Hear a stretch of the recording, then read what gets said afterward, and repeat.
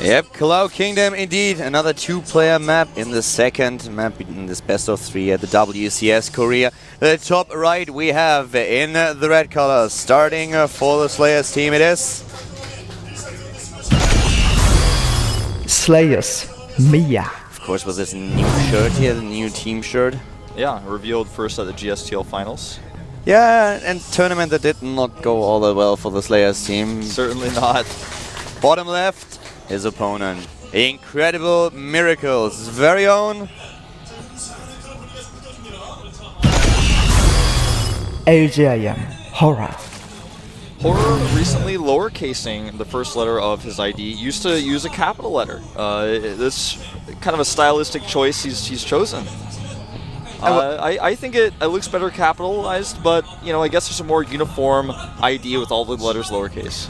Well, what he chose as well is to go for a bit of a more passive opening. Both of them actually are starting here. No, we have Slayers Mia. He thought about it, but he starts with the pool at 15, whereas his opponent is starting immediately with the hatch first. Yeah, Mia just saying to himself, well, gonna play this cautiously. I am ahead in the series. Not gonna take any chances.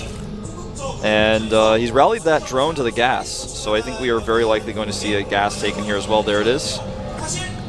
It's going to be interesting to see what kind of strategies they're playing on this map. Of course, roaches are still very strong, especially on Cloud Kingdom. Most players will rather go for some kind of infestor play here than Mutalisk. It's not unheard of, though. Depends all on how effective you are with your strategy. If you want to go for banelings, for example, definitely something that you can pull off here. There's a wide area that you have to defend. A lot of players will just stand with one baneling nest and a couple of passive banelings. In the defensive, we'll wait for the tech, we'll wait for the transition. It's going to be the question of how aggressive do you really want to be. Horror showed us in the first game that he really likes to start things off with a bang, but will he now fall back into more of a macro mode, or will we once again have him as the initiator in this game? Yeah, and will Mia try to punish the hatchery? It doesn't look like he's going to do any sort of hyper-aggression here as he is getting his own hatch, but since his opponent's hatch will be a little bit faster, there will be a trade-off. Obviously, the faster creep will start to extend, and also he will have his queen a little bit later with that late spawning pool, and most importantly, speed will be out first. Now this drone is still mining, and he can see that. You can't really punish the hatch with these builds that we've seen. The problem for Mia is that he knew from the first map on that his opponent is really someone who likes to start with an early pool. So he wants to play things rather a little bit safe than being punished for a hatch first play. But on the other hand, this is the risk that Horror took, and Horror now a little bit ahead, of course, because he has the earlier hatch. He's going straight for the baneling nest here without getting speed, so he wants to just rely on slow banelings at this point with slow Zerglings. And this will enable Mia to get Zergling speed a little bit faster. We see that it's nearly done already, and therefore he is a little bit more mobile on the map. But the question is, can you really capitalize on this? Yeah, that's something that is a little bit risky. If you try to do big attack, if your opponent just defends well, then it's kind of a gamble that's more risk than reward. With the faster speed, sometimes you can sneak into the main base, but most good players will, of course, make the spine, especially on maps like these, and also block with the queens. And even if the queen block is not there, it's hard to do damage when your opponent has defensive banelings. Well, he needs a baneling on top of the ramp. As soon as he has a baneling on the high ground, you can't run by with the Zerglings. It's a little bit... Well, you can, but it's very, very risky. If your opponent has a baneling on the high ground and you run in with like 20 Zerglings, then suddenly everything dies. The Spine Crawler is not so much of a problem when it comes down to a run by. It's more designed to defend the natural. But here we have already Horror with a fast tech to lair. Look at that. Not even getting baneling speed, Zergling speed at all. He's going straight for lair here. Yep, totally skipping. And look at this. I mean, yeah, he's got a few lings to lead the charge, but with the two queens, with the defensive baneling as well, he can't break through here. And now he's kind of regretting making those banelings. It was a risk that he took, but not only was he shut down here, but Horror with this fast lair and the watchtower control saw it. Now he's got a lot of gases mining. And this can be something that's quite scary when you commit a lot of gas to those first few banelings. Now he's making even more at home, a little bit nervous. He's probably going, I mean, he's definitely going for attack, obviously, but I guess that he will go for a few Mutalisks here. He could go Infestor as well. With all the gas that he has, he was very low in drones for a long time, and he is just so aggressive with this tech. He's even now forcing the Overlord back there. Not a lot of scouting information for his opponent, but this is going to be a bit scary. Of course, the Zerglings want to run in, but no, trading one baneling for a Zergling is worth it in this case, because he needs to hide his tech. He does, and you know, he has to make that Zergling die. And in this case, yeah, it's okay because he got the Baneling for 1 Ling, but in the end, yeah, Spire Tech is the choice, and he doesn't know about it. As expected, he's going for the Spire here. He has a lot of gas, and well, he took the 4th gas. I'm actually surprised. Did he overcommit to his extractor? I think there were 4 drones queued up. I couldn't actually see. We can't double check at this point, but yeah, we'll find out later on. No, actually, I think he did. Yeah, there are 4 drones in the gas at the main base. I think you're right. Not going to be too big of a problem, but it's 1 less drone mining, so... It's annoying. Small overstep, but it's going to be fine for him. The question is how much damage can he do with the mutas. He is finally getting that Zergling speed very delayed.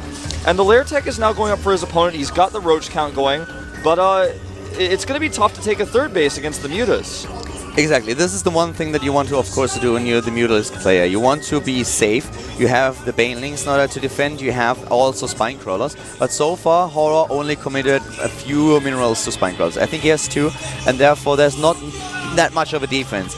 And with the Mutalisk, what he's trying to do is just kill a few queens, try to make sure that his opponent is not moving out onto the map with, let's say, roaches. He's going to kill the overlords and might even be able to snipe an extractor, which is really good in order to make sure that your opponent is not able to catch up in tech with you. At the same time, he's taking the 3rd base, so map control is what it's about. The Overseer now is trying to sneak into the main base. He wants to know what's going on here. And he will. Gets into the main. He's going to see that Spire. There's no way for him to stop him, even with the Queen there. And here's the info he needs. He's already got the Infestation Pit finishing up. Starts the Spore Crawler immediately. The mutas are like, well, he knows. I guess we can't waste any more time here. They turn around. They are running as fast as they can, or should I say flying. Mia has a few options now. He's already going for the Infestation tech, so he can rely on Fungals. And this is something that Horror will spot. Then he has to split his units very well. Chain Fungling is very dangerous. He will try to shut down this 3rd base, and he will succeed in the beginning because there's just no anti-air. Yeah, there's no anti-air at all. This is the same thing that his opponent has to do now, though. If you go for just a few Zerglings and run them over to your opponent's base, then you can take him down. Oh, wow. That is surprising. Huge mistake. Not cancelling here. Yeah. He must have known that he can't hold this. Not against Zerglings and Mutalisks. He doesn't have any anti-air. Well, I mean, I guess the idea here is wait till the last second so the mutas don't start killing my drones because I only have a few spores and my infestors aren't yet, but he still should have canceled there. Now the extra queen's going to really help out, and he's actually going to lose a muta. A bit of an overstep here, but he killed the hatchery, so losing a muta here is not too big of a deal. It's not going to put him in a losing situation or anything, but he needs to transition back home. He just tries to make sure that he has the map control at this point. The Mutalisks are not designed to do too much damage. We have them, of course, to control the map, to make sure that the 3rd base is really hard to take for Mia. But you can already see how far ahead he is in overall supply. And the 3rd base that he has now helps him a lot. At the same time, Mia, though, with a strategy that I really like, he's trying to circumvent the Mutalisk with building a Nidus network, but he has to sneak in an Overseer. And I guess to the bottom right, what we see on the minimap that is an Overseer, he will try to get in here, and he needs to hide the Nidus network, and it has already been spotted, so now Horror is aware of what's going on. He sees it. Now he's going to be able to defend against this a lot easier, especially with mutas on the map. Very easy to shut down your opponent's vision. He's going for a timing attack here.